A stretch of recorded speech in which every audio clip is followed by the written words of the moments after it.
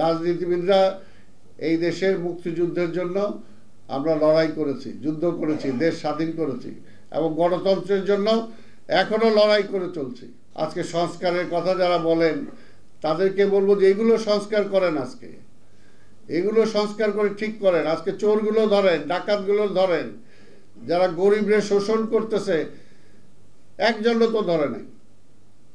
একটা চোর, বাটপার, গডফাদার, একটারও মাফিয়া কয়টাকে ধরা হয়েছে?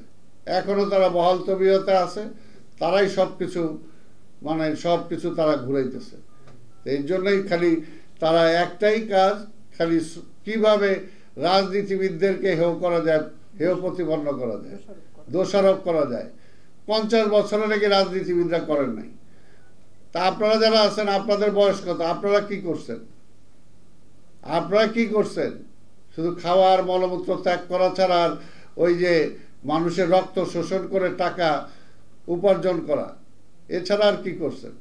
রাজনীতিবিদরা এই দেশের মুক্তিযুদ্ধের জন্য আমরা লড়াই করেছি, যুদ্ধ করেছি, দেশ স্বাধীন করেছি এবং গণতন্ত্রের জন্য এখনো লড়াই করে চলছি। মানুষের অধিকারের জন্য এখনো আমরা লড়াই করে চলছি। আজকে নতুন করেও যারা বলেন যে 50 বছরে কিছু হয় নাই, তারা তো মাত্র শুরুই করছে 2 মাস আগে। আরো যদি 2 বছর আগে শুরু করতেন তাহলে ফ্যাসিবাদ আরো 2 বছর আগে বিদায় হতো।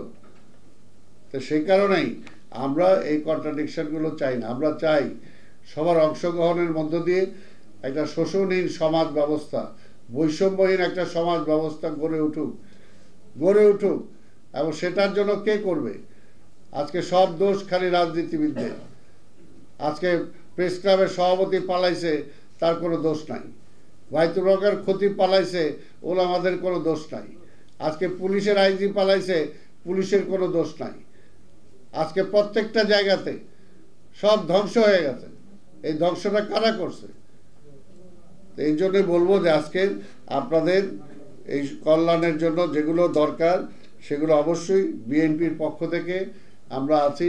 ইনশাল্লাহ আমরা বিশ্বাস করি যে আবার যেমনি দেখেন স্বাধীনতার পরে 75-এর পরে যখন জিয়াউর রহমান সাহেব ক্ষমতায় আসলেন বা তাকে ক্ষমতায় বসানো হলো, তিনি অল্প সময়ের মধ্যে সব পরিবর্তন করেছেন, অল্প সময়ের মধ্যে।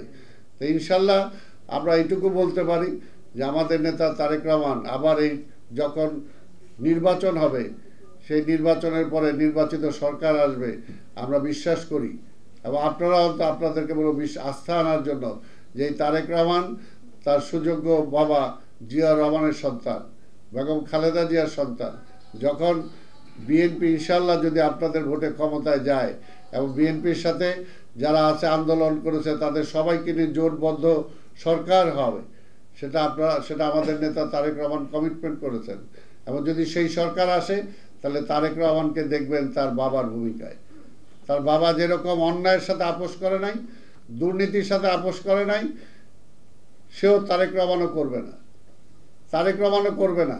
জিয়া রহমান যেমনি বলেছেন মানি ইজ নো প্রবলেম, টাকা কোনো সমস্যা না, সেটা নিয়ে আওয়ামী লীগ অন্যভাবে ব্যাখ্যা দেওয়ার চেষ্টা করেছে। কিন্তু সেটা তিনি এইটাই বলেছিলেন, দুর্নীতি যদি বন্ধ করা যায়, লুটপাট যদি বন্ধ করা যায়, চুরি যদি বন্ধ করা যায়, তাহলে যে টাকা, এই টাকা দিয়ে সব কিছুই করা যায়। কাজে বাংলাদেশের দরকার হলো এখন এই দুর্নীতিটা বন্ধ করা। আর দুর্নীতিটা শুধুমাত্র আপনার বেগমপাড়া আজকে কয়টা রাজনীতিবিদদের বাড়ি আছে? আজকে মালয়েশিয়াতে কয়জন রাজনীতিবিদের নামে যারা কলঙ্কিত করছে তাদেরকে ধরেন। আমরা তো রাজনীতি করি, আমি কেন সেটা শোল্ডার করব? আমি তো করতে রাজি না, সেটা আমার দলের হোক, যে দলেরই হোক, আমি তো সেটা শোল্ডার করব না।